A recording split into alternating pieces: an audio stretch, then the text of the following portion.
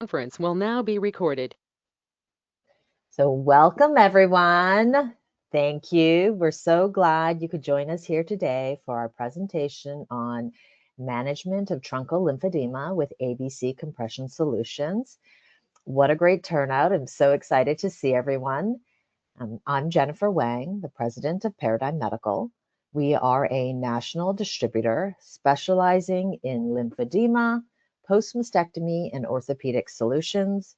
We are proud to be serving the Canadian healthcare community for over 25 years, including 2 decades as the exclusive distributor for ABC in Canada. ABC is a leading global manufacturer of mastectomy bras, breast forms, custom prosthetics, and post-surgical solutions. It is my absolute pleasure to be introducing our speaker today, Dr. Crystal Champion, a doctor of physical therapy and a certified lymphedema therapist with over 18 years of experience. She is also a breast cancer survivor, which gives her a deeply personal understanding of the challenges patients face. As the clinical program coordinator for ABC, Dr. Champion offers a powerful doer perspective on clinical assessment and patient care, with advanced expertise in lymphedema and cancer rehabilitation. We couldn't have had a better expert to walk us through truncal lymphedema solutions today. We will be taking questions at the end of the presentation, so please use the chat function throughout the session to submit yours. And with that, please join me in welcoming Dr. Crystal Champion. I pass it to you.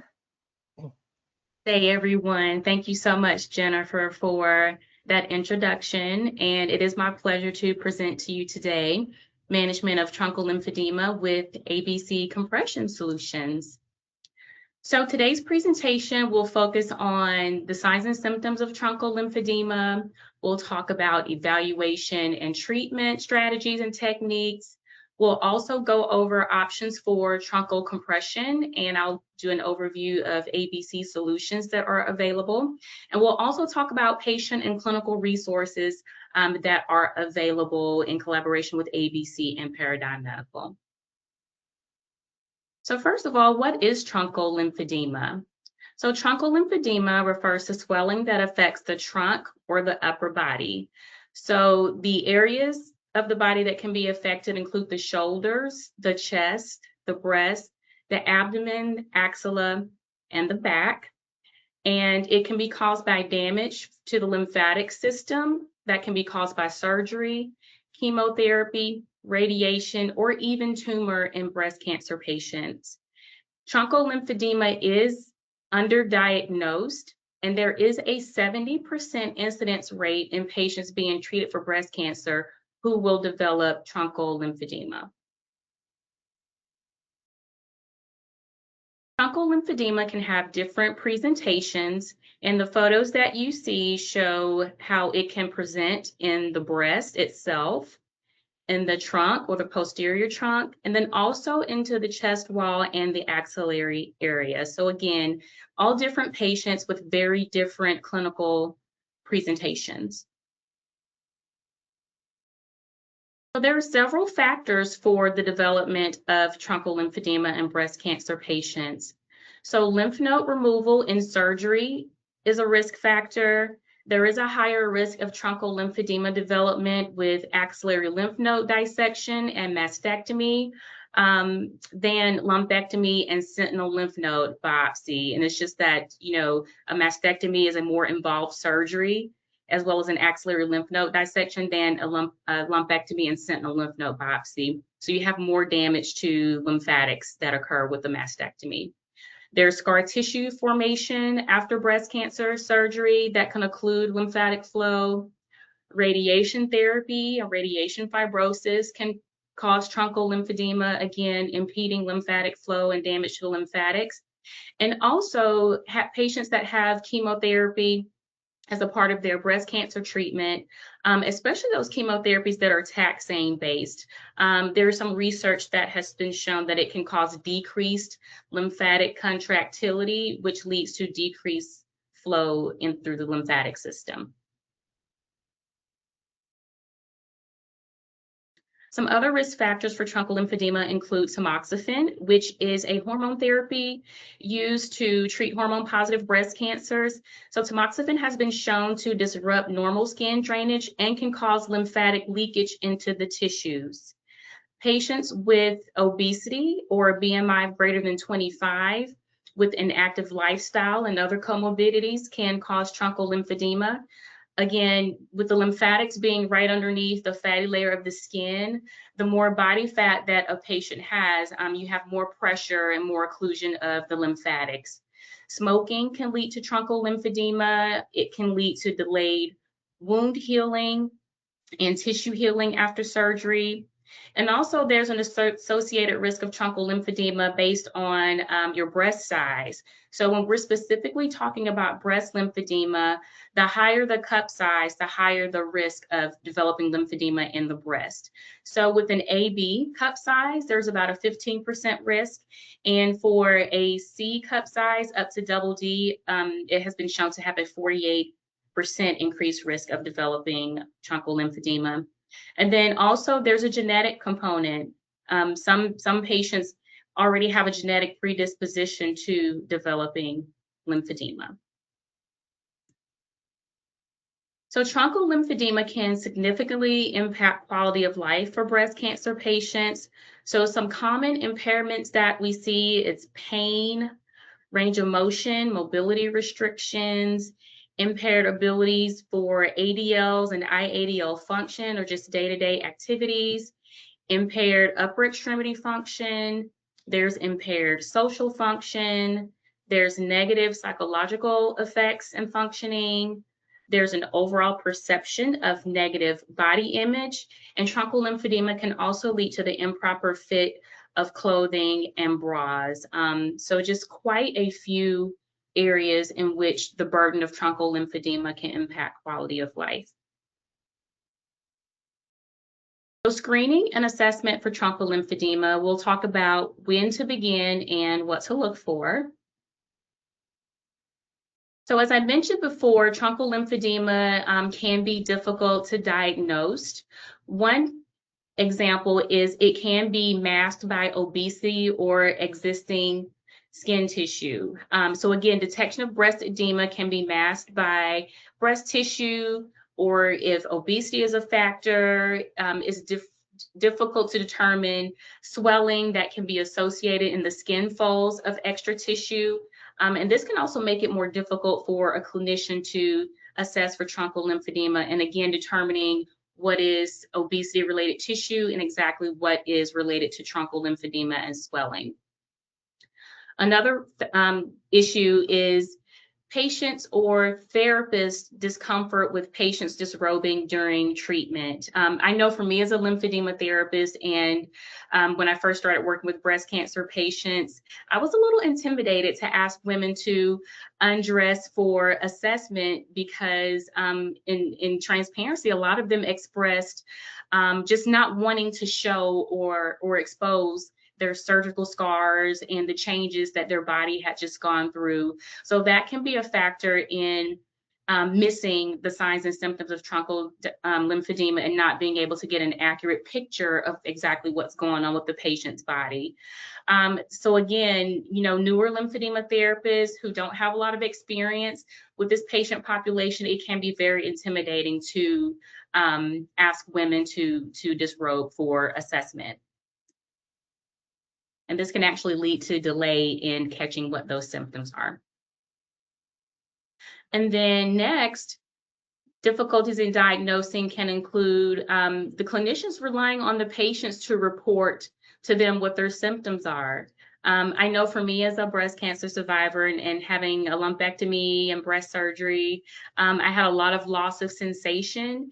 And so it can be difficult for patients to feel what's going on in the body. Women are much less likely to describe feelings of heaviness, tenderness, tingling, pressure, or heat that would encourage the clinician to evaluate further.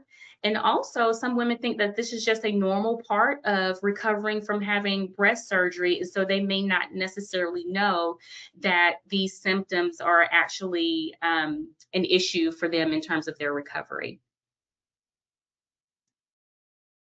So when should we begin screening for truncal lymphedema? According to a lymphedema management book that is commonly used for lymphedema training courses, there's a quote that says, since truncal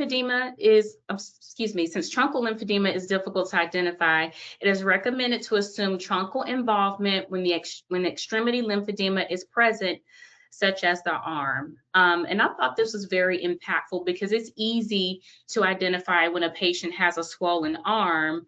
But what this is saying is that if you can visibly see lymphedema in an arm of a breast cancer patient, that should prompt you to do a further assessment to see what their trunk looks like, so you can start assessing for those signs of truncal lymphedema.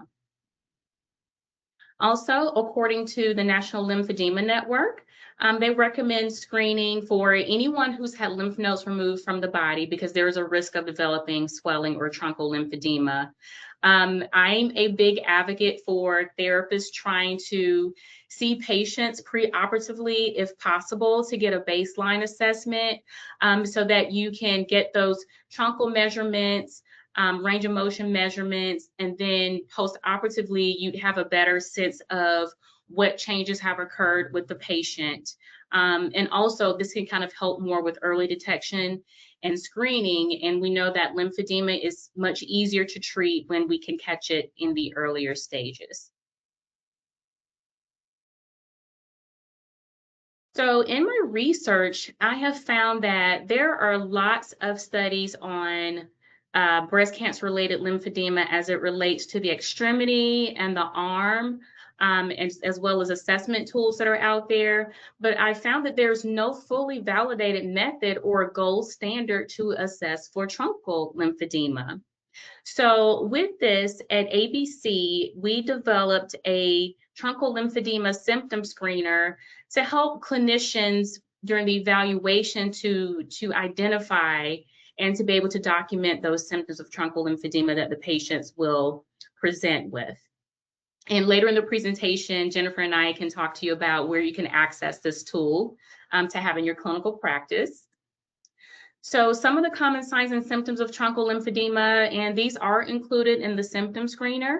So there's quite an extensive list here. There's aching, heaviness or fullness, numbness, pain, redness, swelling or puffiness, tenderness, tightness or firmness, tingling, warmth, stiffness, limited arm and shoulder mobility, changes in bra band or cup size, and then there can also be skin indentations from bra bands or straps. And again, this is just a lot of ways that truncal lymphedema can present in breast cancer patients. For evaluation, I like for therapists to be very thorough and detailed in being able to document these symptoms. First of all, because it really helps to track how well or how effective your treatments are that you're doing for the patient. But when you're evaluating with truncal lymphedema, it's important to look for signs of asymmetry. So you want to look to, what the affected side looks like versus the unaffected side, whether you're looking at the trunk, the shoulders, the actual breast. You want to look at if there's any differences in skin folds. You can grade pitting edema on various locations of the trunk. You can look for that orange peeled or dimpled tissue appearance anywhere in the trunk. That's typically a sign of skin changes from lymphedema or fluid that has been sitting in the skin tissues for quite some time. And then in the picture that you see on the screen, I recommend taking circumferential measurements of the actual trunk. So these 3 lines are measurement points that I recommend. So you have right at the axillary fold, at the nipple line of the unaffected breast, and then at the inframammary fold. And I would like to point out that sometimes you may have a patient who's a little bit larger, and it may be really hard to get your tape measure around that patient. So it's totally fine. You still want to use these same measurement points, but what you can do is measure 1/2 of the trunk, for example, the right side, and then take the measurements to the left side of the trunk, and then you can compare right and left. And actually, sometimes that can be a better way to objectify subtle changes in the different sides of the trunk. If you suspect someone may have lymphedema, but you can't visually see that much of a difference. So having these measurements can be really important, again, just to track symptoms and to determine your treatment effectiveness. And looking specifically at the breast, what I found that it's helpful to try to use the breast and think of it as in 4 quadrants. I know for me in clinical documentation, because the tissues in the breast can be so different from quadrant to quadrant, it can be hard to describe the entirety of the breast. So being able to look at what symptoms are present in what quadrant of the breast can be really helpful when looking at breast lymphedema specifically. So of course you have your upper inner quadrant, your lower inner quadrant, your upper outer quadrant, and your lower outer quadrant. So again, you can look at the amount of swelling that's there. You can grade the amount of tissue fibrosis, redness, and any other skin changes that you see in each quadrant.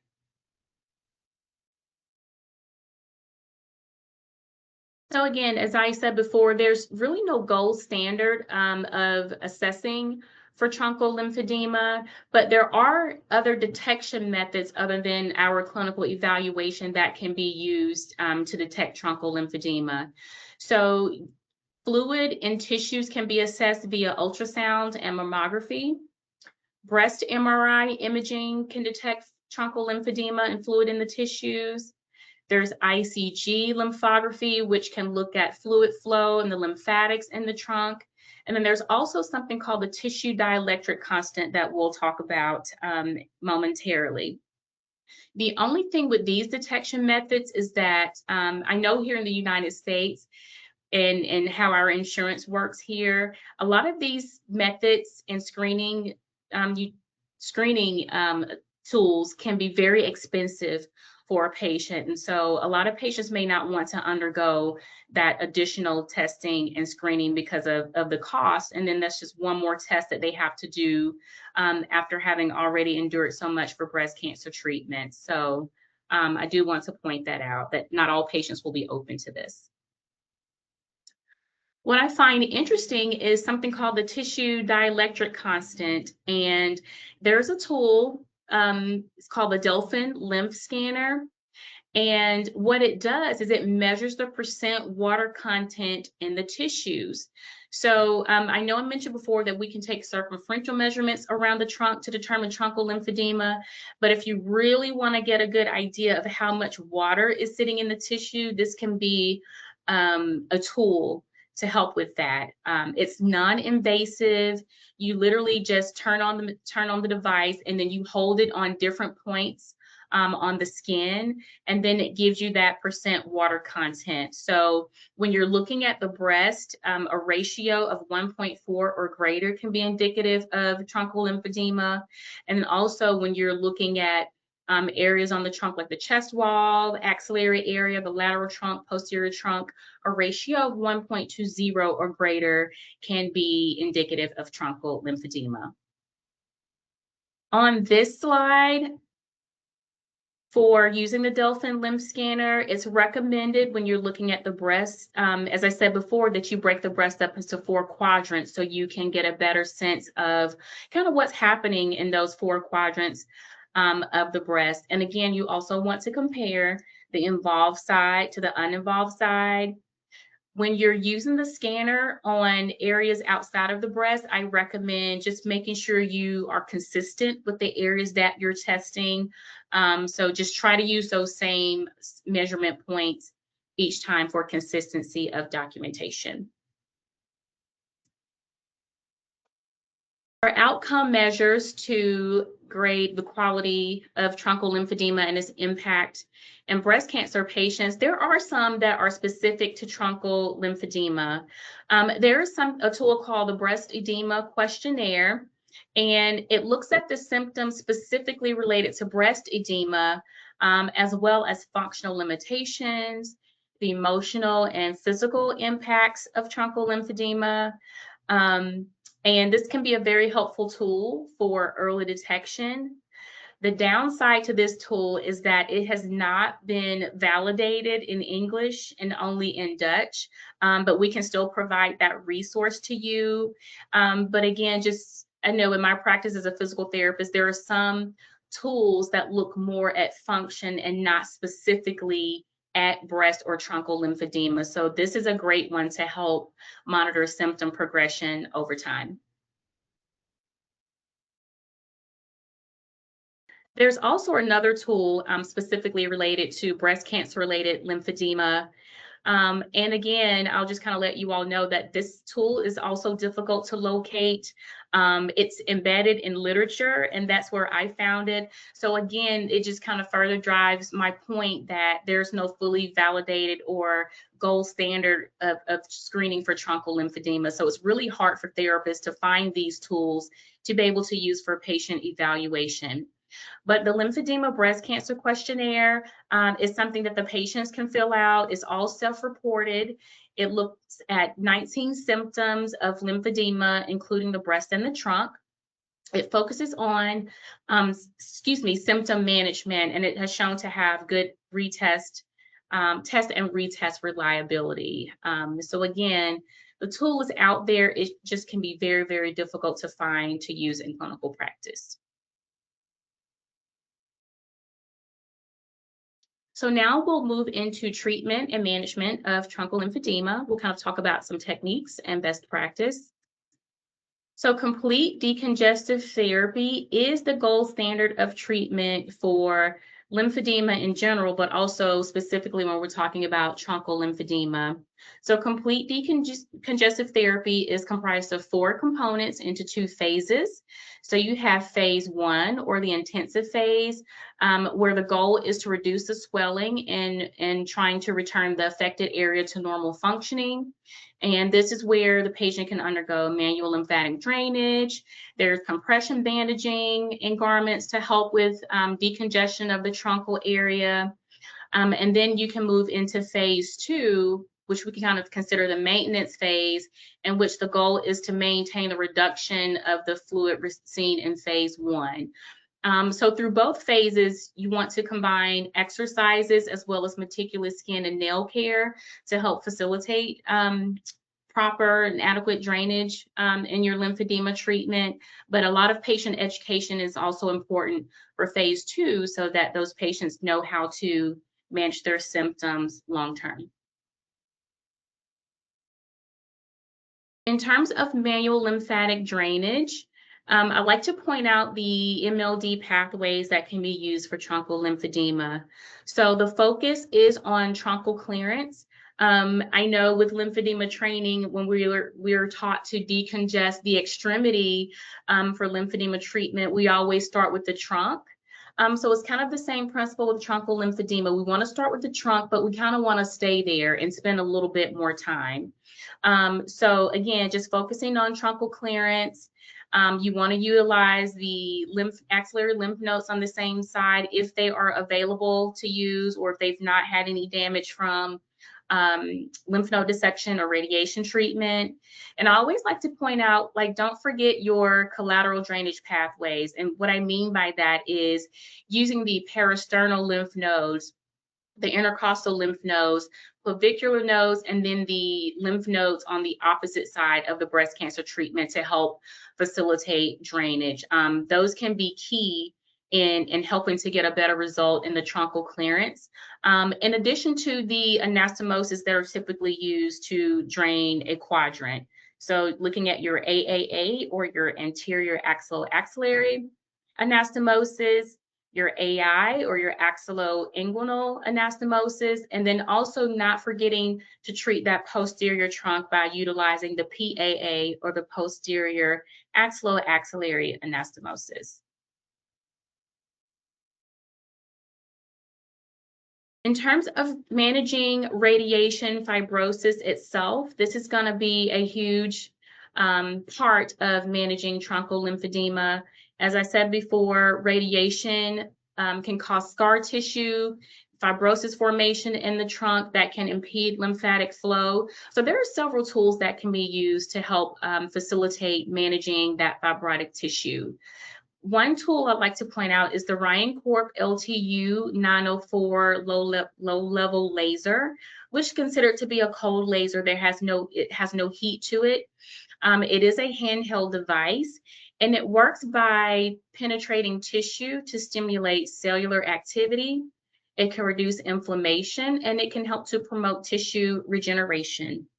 The laser can also reduce scar tissue, improve tissue mobility, and as I said before, get rid of that inflammatory component, because inflammation, chronic inflammation can lead to the formation of radiation fibrosis. This tool also works really well for any axillary recording that can be present in the axillary area and into the trunk. And again, it's a really easy, non-invasive, very light way to treat radiation fibrosis. It's not painful to the patient, and it's literally you just taking that device and holding it next to the skin for about 30 seconds, and then you move to the next area until the entire area that you want to treat has been treated. There are other tools to help manage radiation fibrosis. So there are different things to provide negative pressure or for the use of negative pressure therapy. One tool that I've used a lot in clinic is called the Lymphetouch. I'm not sure if this is available to you all in Canada, but it's almost like regular cupping that physical therapists use, but I call this the electronic version of it. So again, it helps to stimulate lymphatic flow by dilation of lymphatic vessels. It helps to gently lift and release scar tissue to reduce tissue adhesions associated with fibrosis. It can help increase tissue flexibility, and it again can help reduce pain and inflammation. And I also find that it kind of saves my hands. So sometimes instead of using the regular cupping that you squeeze with your hands and you glide it around on the tissues, the Lymphetouch can be a great way to get a result with breaking up that tissue.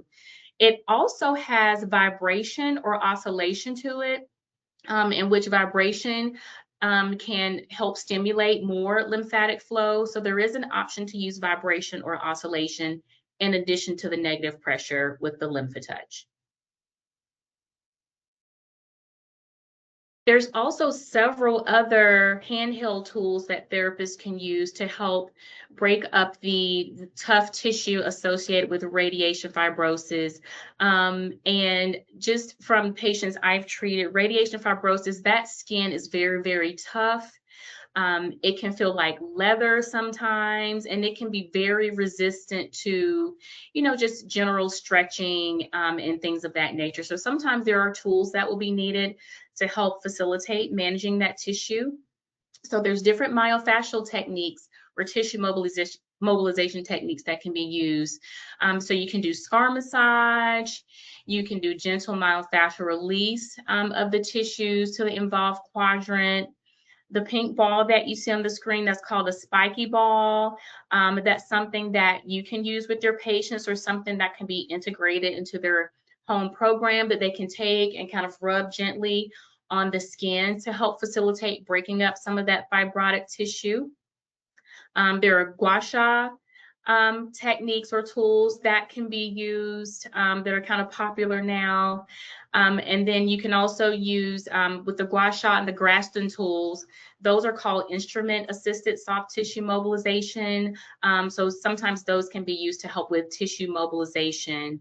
But I will say, if you're using any of the Graston tools or gua sha, if you decide to do that, you have to be really careful to make sure that that's something your patient can tolerate. So for example, you want to make sure they have good skin integrity. You want to make sure there's no wounds. You want to make sure they've healed from radiation, which can cause some skin irritation and blistering. And also you want to make sure if your patient is appropriate for these, that you're not very, very aggressive with the use, because what you don't want to do is induce any further inflammation, which can kind of set the patients back in their recovery and lead to more issues. So again, use these tools with caution. And then also to help mobilize radiation fibrosis, we can't forget about general stretching exercises, range of motion exercises for the front and lateral chest wall, axillary area, and into the shoulders.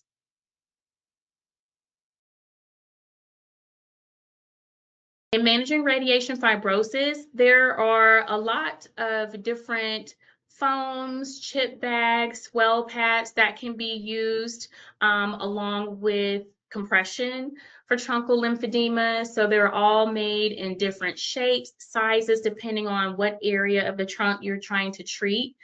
There's different manufacturers out there, again, that make different sizes and different shapes.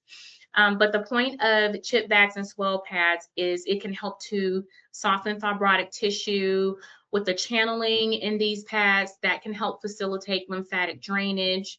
They can help improve circulation, which aids in tissue healing. And again, some of them can be high profile or low profile, depending on what you deem is most appropriate for your patients. Elastic taping or kinesiotaping can also be used to help with truncal lymphedema. And I have actually used this and it can work really well. Sometimes patients can't tolerate swell pads, or sometimes there's patients that you may have that can't tolerate compression because they may have post-mastectomy pain syndrome and their skin is just really sensitive to compression. So sometimes you may have to use elastic taping put down in the direction of the lymphatic drainage pathways in order to facilitate drainage. But you can use this alone, or you can still use this in conjunction with compression garments. I've used elastic taping along with a chip pad and a compression bra for patients that have presented with moderate to severe truncal lymphedema, or maybe in some areas that's kind of hard to reach. And it actually works really well. Again, something to be cautious with is just making sure your patients don't have any allergies to adhesives, and just making sure you do a skin test before you tape a large area on your patient to make sure they don't have any adverse reactions. On the market, there's also pneumatic compression pumps that are available. I know Jennifer informed me that in Canada, biocompression systems are available for use. So they're designed for truncal lymphedema. Some of them have a chamber specifically in the axillary area to give extra compression in the axilla, because that can be a hard area to reach for compression. But access to the pneumatic pumps can require a prescription. They are covered by provincial and private health insurance.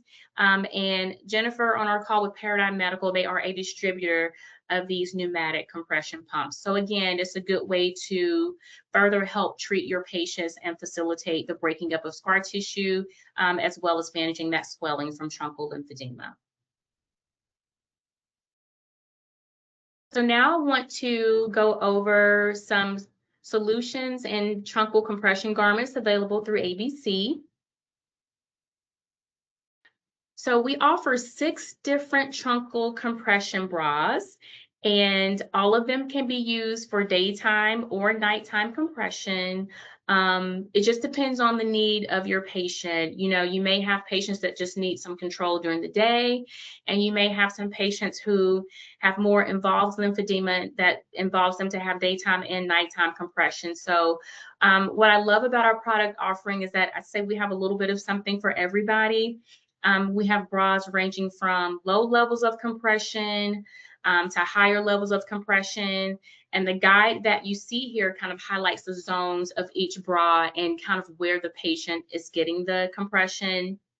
And the bras that have the logo for the Ontario Assisted Devices Program, our ABC bras are covered by that program. And Jennifer, feel free to add anything additional on this if you'd like.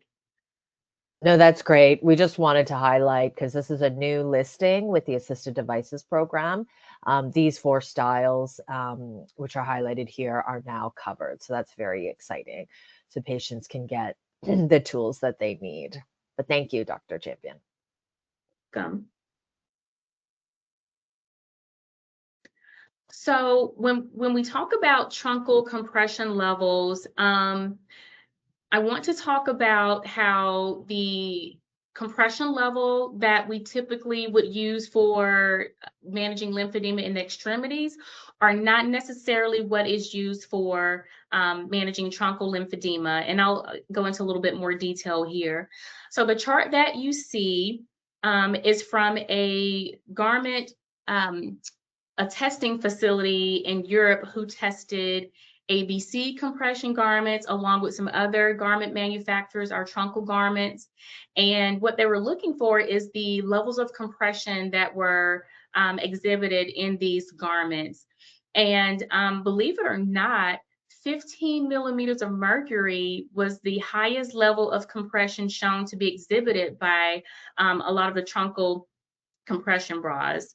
And I know that can kind of sound alarming, but it's just that the high levels that we use for lymphedema management in the extremity, I'll say, for example, 20 to 30 millimeters of pressure, that can actually be too much compression when you're looking at the trunk, because you have to think about a patient being able to breathe, the amount of rib excursion, and if there's something that's really, really tight and squeezing on the trunk, that can be very uncomfortable. And, you know, to have a garment that strong, a patient's not going to be compliant with wearing that. So I want to point out that even though truncal compression levels are a little bit lower than what we typically think, those lower levels are still therapeutic enough to effectively manage truncal lymphedema, whether you're looking at the decongestive phase or if you're looking into long-term lymphedema maintenance for your patients. With this slide, last year at ABC, we actually conducted a survey with lymphedema therapists just to see what they thought truncal compression levels were when we mentioned low, medium, and high. A lot of therapists considered low compression to be in the 11 to 15 millimeter range. Therapists consider medium compression to be more in that 21 to 30 millimeters compression range. And a lot of therapists considered high compression for the trunk to be in that 31 to 40 millimeters range, and which I said before, those levels are really, really high. So, you know, when we're thinking about what's low, medium, and high for truncal compression, low could actually be considered to be 1 to 5 millimeters of mercury. Medium could be thought of as more of that 6 to 10. And then your 11 to 15 is actually more along that higher range of truncal compression. So again, even though these levels are lower than what we would typically think, it's still very effective to be able to manage truncal lymphedema effectively. And now I'll talk about each ABC compression bra, starting with the lowest level of compression. So this bra is our 521 active sports bra. Again, it has a low level of compression. It is zipper front with one hook and eye closure. It does have supported padded adjustable straps, and it's made of breathable material for exercising.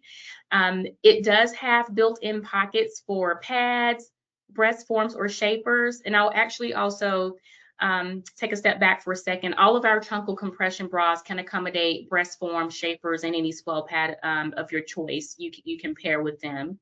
But this particular bra only comes in the color sand, and it comes in small, medium, large, and extra large sizing. So this is a good bra for, you know, maybe a patient who's at risk for truncal lymphedema and just kind of wants to wear something with activity for prevention or prophylaxis, or someone who just needs really, really, you know, they may have a low level of swelling and just need something really light to wear during the day. This is not a bra I would recommend for someone that has a lot of swelling into their axillary area, into the posterior trunk, because as you can see from the picture, that coverage is just not there. So, you know, once you've managed truncal lymphedema in your patient and they've had a pretty good reduction, this can also be a good bra for them to transition out of a heavier compression level just for maintenance. Next, we have our 119 Velcro front compression bra. This has more of a low to moderate level of compression, and this bra is all Velcro. So there's a Velcro front closure, and there's also Velcro adjustable straps. It has soft inner pockets, again, that can accommodate breast forms. And as you can see with this bra compared to the one before, you look at the amount of coverage that you get on the chest wall, up into the lateral trunk and the posterior trunk. This bra is a good bra for patients who may have issues with hook and eye closures or zipper closures, you know, whether their hands are arthritic and they just can't manipulate it. If they need caregiver assistance, this bra tends to be easier for caregivers to assist with getting the bra on the patient. Or again, it's great for post-operatively as well, just because you're not getting a ton of compression and you're not getting a lot of seams that will be rubbing against breast incisions. So again, this bra, it comes in white and it comes in sizes extra small all the way to 4XL. Next, we have our 520 Active Recovery Bra that offers a more moderate level of compression. This bra has seamless pocketed cups, again, which is very important for women that may have a lot of sensitivity around their incisions. It has a zipper front closure with middle and bottom G hooks to help with getting the garment closed. There are wide straps with 3 levels of hook and eye shoulder adjusters. And look at the amount of coverage with this bra. So you have a high neckline, you've got that full back coverage, coverage up to the axillary fold. So this is a great bra for a patient that has lymphedema into the lateral trunk, posterior trunk area. It comes in colors black and pink, and the sizes are small up to 3XL. I would like to point out some fitting tips with this bra. In comparison to the other ABC bras, this bra is what I call more of a longer line bra, meaning it sits lower on the torso than the other bras. So if you have a patient who has a short torso, this bra may have a tendency to roll. Just with women who are a little more short-waisted. I've gotten that feedback with fitting of this bra. So not saying you can't try it, but just some of your patients with a shorter torso, they may have some issues with this bra in terms of where it sits on their torso and rolling. But you can also try adjusting the shoulder straps to see if you can get it to sit exactly where you want it to on the trunk to keep it from rolling. So again, I like to just point this out as a fitting tip. Next, we have our 519 compression bra, which offers a more medium level of compression. And this bra has a zipper front with hook and eye closures. Again, you can see that full back coverage, high lateral trunk coverage up to the axillary area. It has reinforced side panels to help minimize fluid accumulation. This one does have Velcro adjustable straps, and it also has a wide elastic band to minimize rolling. It currently comes in colors black, white, and beige. And what I love about the 519 is that unlike the other compression bras that we have, this bra comes in band and cup size. So band sizes can range from 32 to 56, and the cup sizes can range from AA all the way up to FG. This is important because you can fit a wider range of body types when you can do specific band and cup sizing for your patient. So I love that we have such a wide range of sizes for this particular bra. Our next bra is our 619 Restore bra, and this is kind of the newest bra to the ABC family.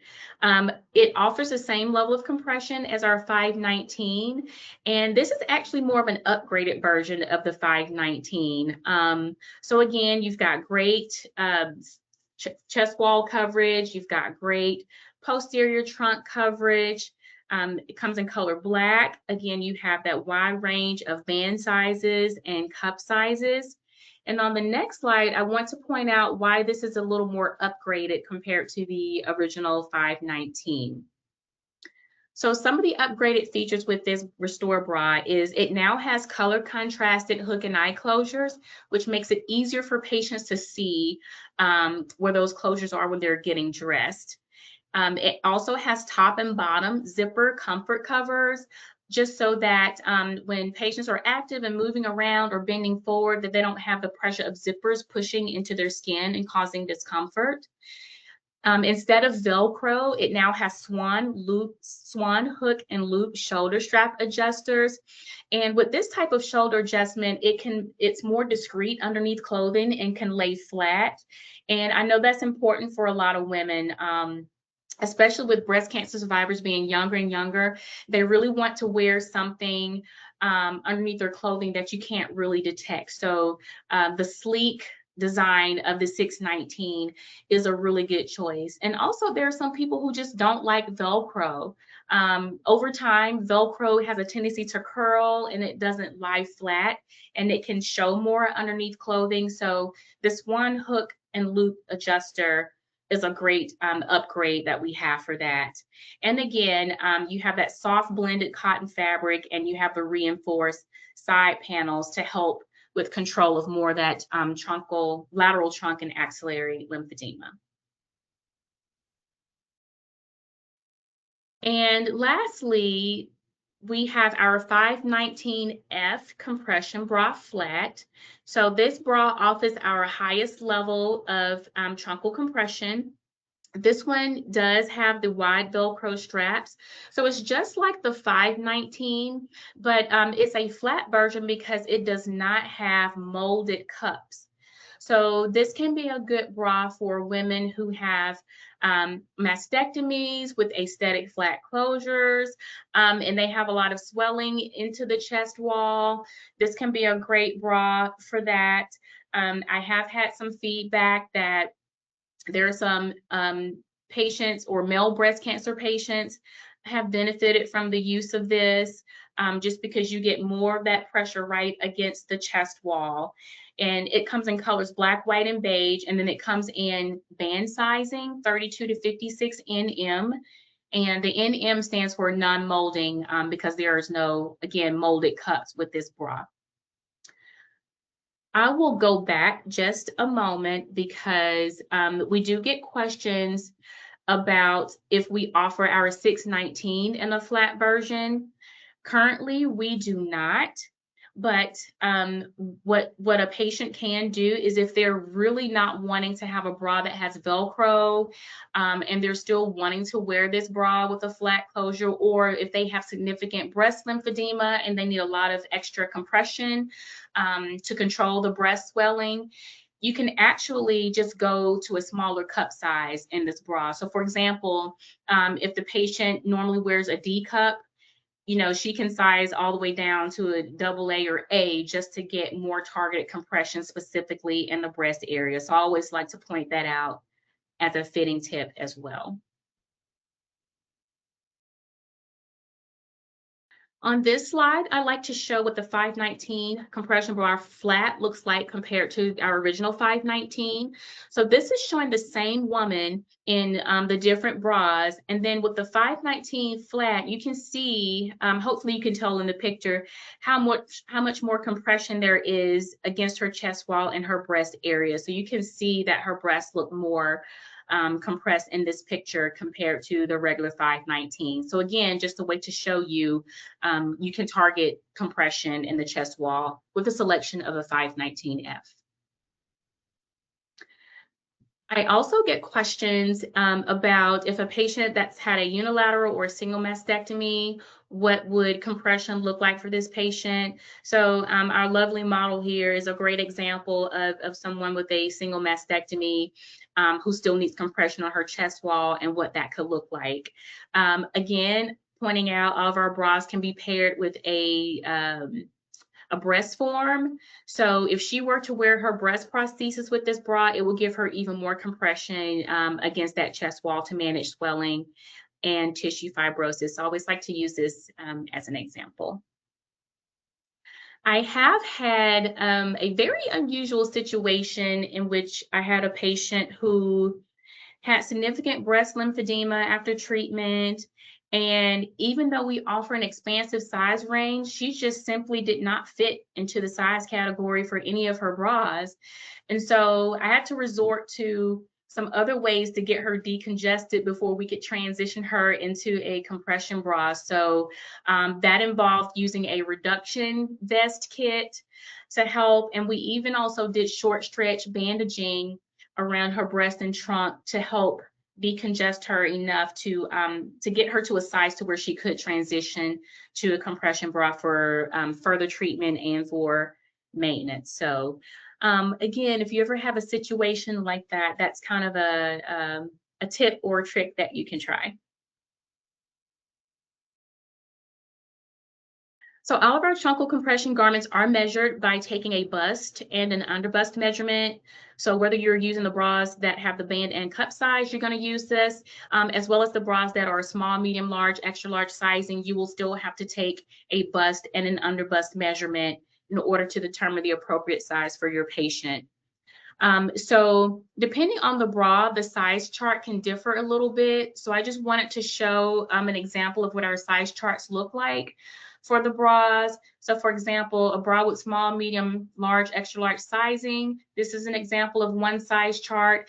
And then when you're looking at our 519 flat, as well as the 619 with the band and cup sizing. This chart, you can literally see the expansive size range that you can have with those three bras, and therefore you can get a better fit for your patients.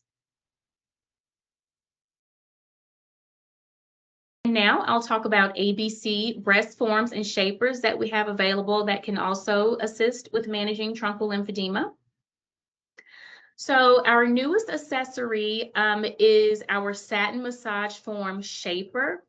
It is made from 100% skin-safe silicone. It is designed with starburst channeling to encourage breast tissue massage.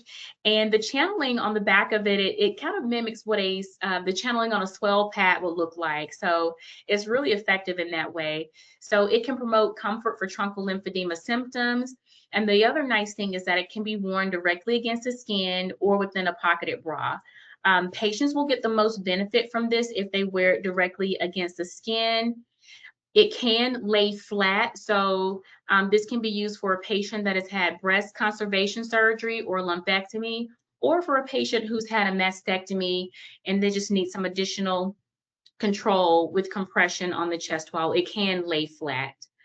Very easy to take care of. It can be washed and reused.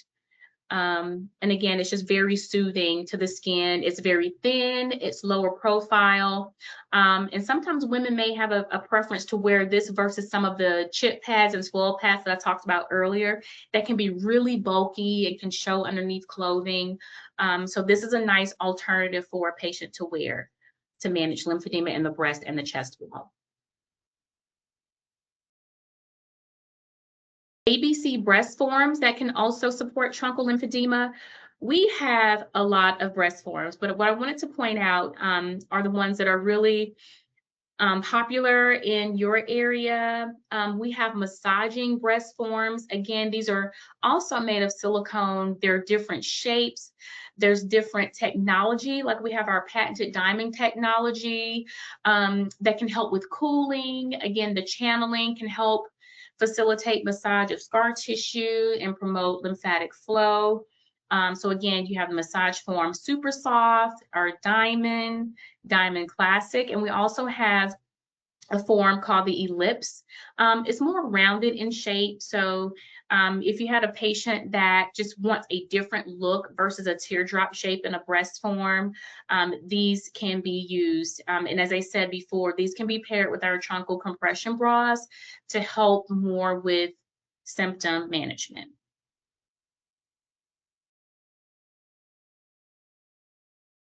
Next, I'll talk about some patient and clinical resources that are available to you to further support patients in your clinical practice.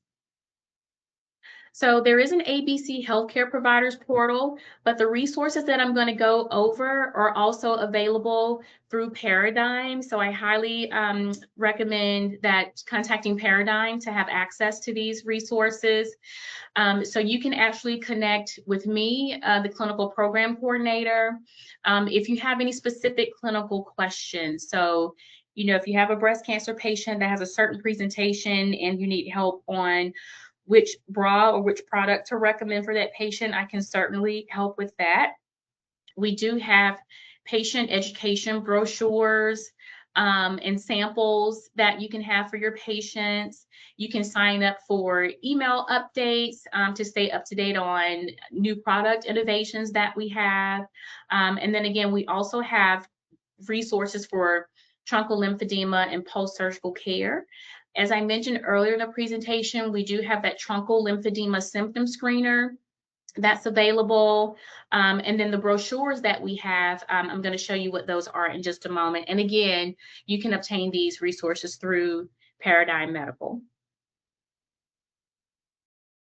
So we do offer a breast cancer related lymphedema education booklet. And I want to say these materials are complimentary, so there's no charge to you for these.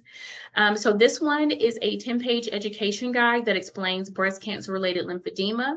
It outlines common symptoms to watch for and discusses general management approaches.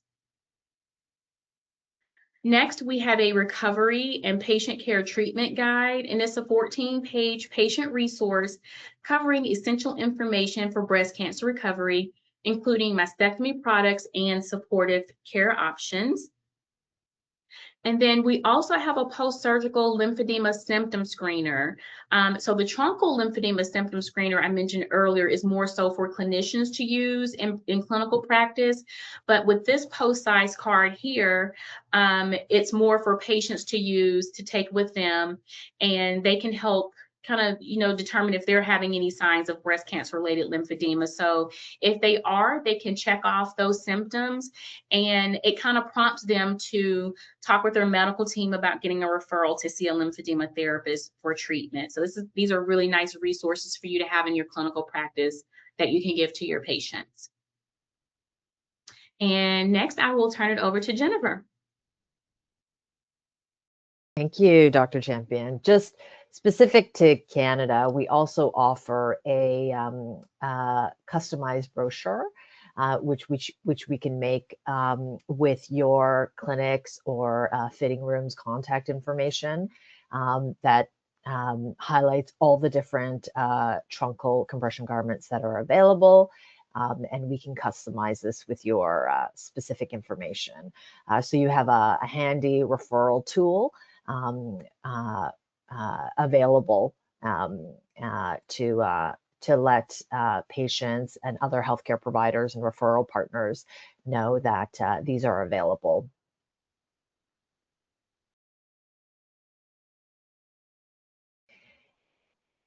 Next, I'll go into a little bit about insurance and some tax incentives that are available here in Canada. This is always a very hot topic. And coverage is very important.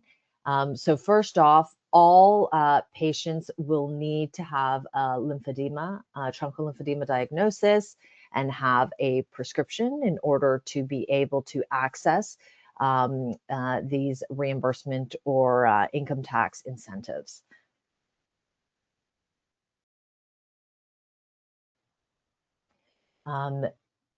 So there are several different funding and coverage options available here in Canada. First off, provincial healthcare. There is coverage depending on which province that your patient resides in. may be available. For example, we had mentioned earlier, in Ontario, the Assisted Devices Program covers the lymphedema truncal compression vests. BRAMQ in Quebec also provides truncal compression garment coverage. So best for you to contact your provincial health ministry to get more specific information on your province. Secondly, private insurance provides coverage. Many of them will provide coverage with a lymphedema diagnosis and prescription, of course, compression garments for conditions like lymphedema. Thirdly, there's also an income tax deduction. These are all medical devices, and so they are eligible for medical expense claims to be deducted on your income tax return. And this will help reduce the amount of income tax that you pay at the end of the year. And then fourthly, as these are all medical devices, they are zero rated medical supplies, which means that there's no sales tax. So GST, HST is at a zero rate. So there will be no sales tax applicable on these products. So recommendation, reach out to your benefit providers, reach out to your health ministry, your private insurance to understand specifically coverage that is available in your province.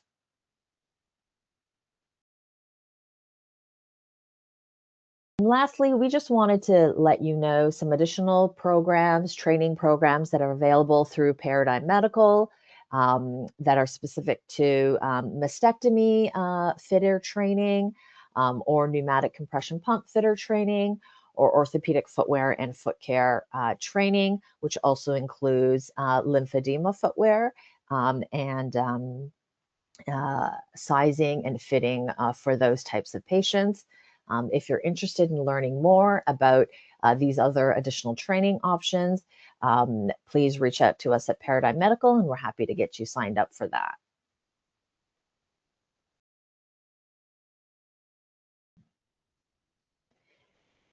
And here's all our contact information. We're going to use the opportunity to open it up to Q&A right now. We have a couple here that I have that have been already submitted.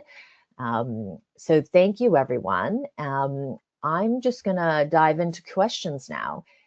So for you, Dr. Champion, Katie had a question about how accurate is the percentage measured from the Delphine lymph scanner?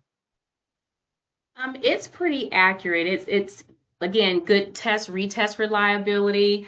So those percent ratios are pretty good indicators into determining the extra fluid that is sitting in the tissues. If I'm able to locate that resource again, I can get it to Jennifer and she can send it out. I know they have that scanner. It has a really big brochure with research and some other tools that they have available. So if I can find an electronic copy, I can get that to Jennifer to distribute to you.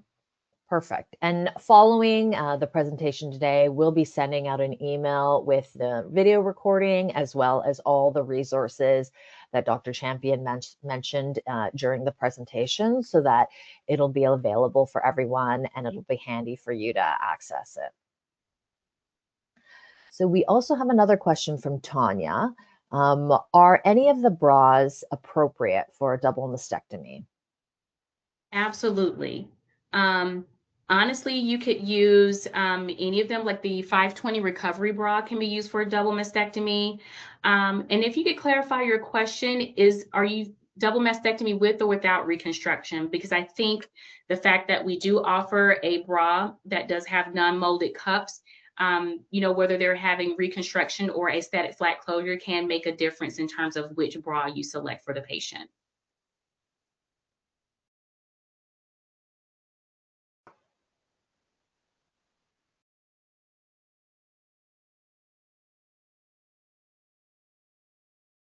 And then just to reiterate, for a double mastectomy, if they have an aesthetic flat closure or has not yet had reconstruction, that 519 flat is a very popular bra for that, or the 520 recovery bra can also be used. It has small bust cups in there, but they can be taken out, and it can still go flat against the chest wall if desired for the patient.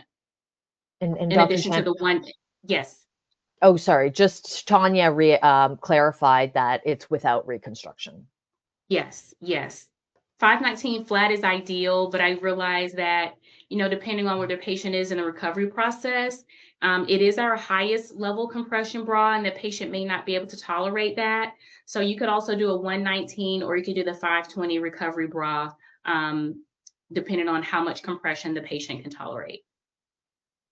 Thank you. There's also a comment from Tanya mentioning that for those of you who reside in Ontario, the Lymphedema Association of Ontario has a garment fund for specifically compression garments for therapists and fitters who have membership with the LAO, have the ability to access through this garment fund garments. We also have a question from Deepa. How will you reduce fibrosis in the abdomen following 360 liposuction? She's now 4 weeks post-surgery. I think it depends on where you are in the abdomen. If you're higher in the abdomen or lower in the abdomen, it just depends on how much coverage you're needing for the area in question. So again, we know that compression helps with fibrosis. So it's just making sure you can get compression over the area that you wanted to treat. If it's more of lower abdomen, then you may have to use a different type of compression garment from another manufacturer, like a compression shirt that will go all the way down to the lower abdomen, compression shorts that can accommodate the abdomen. So those are some tools to help control fibrosis in the lower abdomen. But of course, if it's upper abdomen, then using that longer line 520 compression bra can help. But I usually find that if there's significant fibrosis in the abdomen, then usually compression shirts are typically more utilized for that because you get a longer coverage or more coverage. Deepa clarified it's higher in the abdomen, so that's great that the 520 has that longer line available for patients who present with that.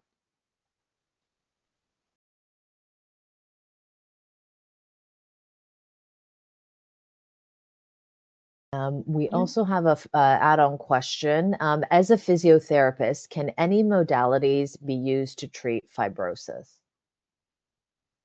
If you could clarify the question when you say any modalities, are you referencing the ones that I mentioned or modalities that I mentioned that were not in the presentation, or you have something specific that you're inquiring for in terms of a modality?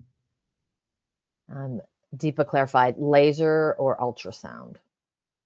Yes, so for laser, I did recommend the RheinCorp LTU 904 cold laser.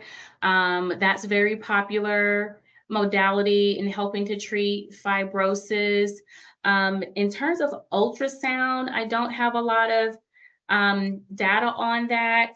I've more so seen ultrasound used in terms of more with wound healing, if there's any breast cancer patients that are presenting with any types of wounds. But in terms of fibrosis and modality, the cold laser works really well, in addition to your hands and any myofascial techniques that you can perform for the patient. And the compression pumps, let's not forget about those. Those are really good in helping to manage fibrosis as well.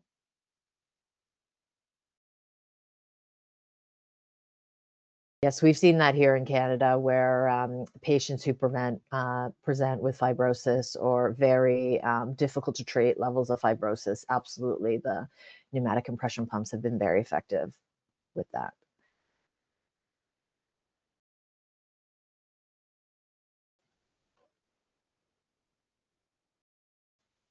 Any other questions?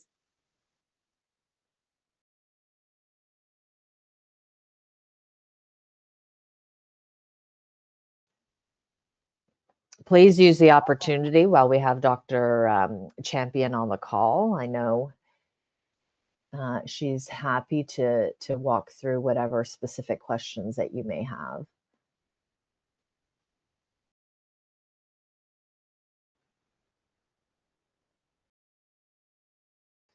Oh, I think we've got one. Let me see.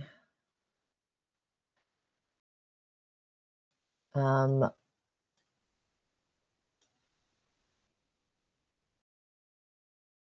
those of you who'd like to just unmute yourselves, let me know and I'll be happy to take your mute off. So if you have any questions, you can just ask them. But we did get some feedback. Thank you for this great presentation, excellent information, great resource.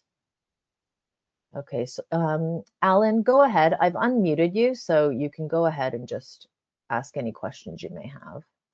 I wanted to know what's the difference between the Delphin and the bioimpedance scan. I think with the bioimpedance, you're looking more at the water content throughout the body. So for me, it will be kind of hard to separate that out to what exactly is present in the trunk. Whereas the Delphin scanner, you're actually measuring different points exactly on the trunk in terms of how much fluid is in the tissue. So bioimpedance is kind of whole body. Delphin scanner is more specific, location specific to where you're testing.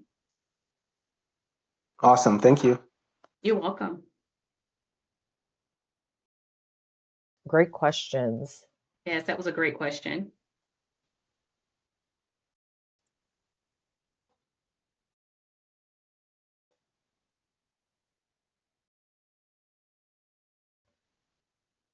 So we have a question from Nate.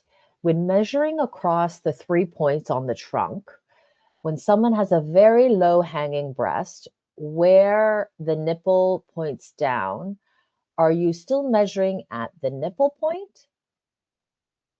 Yes, you can still measure at the nipple point, but if you find that that's difficult, you can choose a point above that if you want to. The 3 measurement points are just a guide. It's not an absolute. You can pick whatever 3 points you like. You just have to make sure you're consistent. So if you're having to go a little bit above the nipple, then you probably will have to document measurement taken at 3 centimeters above the nipple on the right side. So just make sure you're specific in how you're identifying the landmark that you use for measurement. It's all about consistency. You know, those are great tips because there's just so many different scenarios that you run into, and sometimes it can be a little bit tricky to kind of figure out how best to manage it. Absolutely.